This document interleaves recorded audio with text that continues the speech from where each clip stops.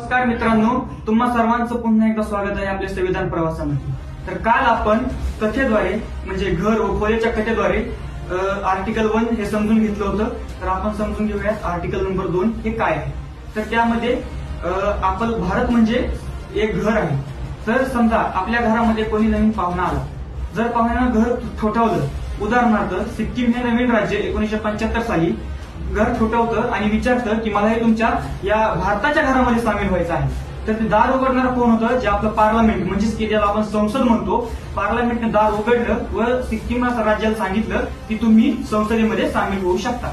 तर मित्रांनो, जर आपला आर्टिकल नंबर 2 ही हेच सांगतंय की जर कोणतेही नवीन राज्य किंवा संघराज्य हे आपल्या भारतामध्ये जर ऍड व्हायचं असेल तर तो पार्लमेंटच्या परमिशन शिवाय होऊ शकत नाही।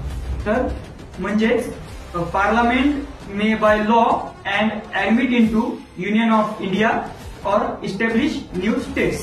तर धन्यवाद मित्रांनो, अशाच नवीन नवीन माहितीसाठी आपल्या युट्यूब चॅनलला सबस्क्राईब करा व इंस्टाग्राम पेजला फॉलो करा। धन्यवाद।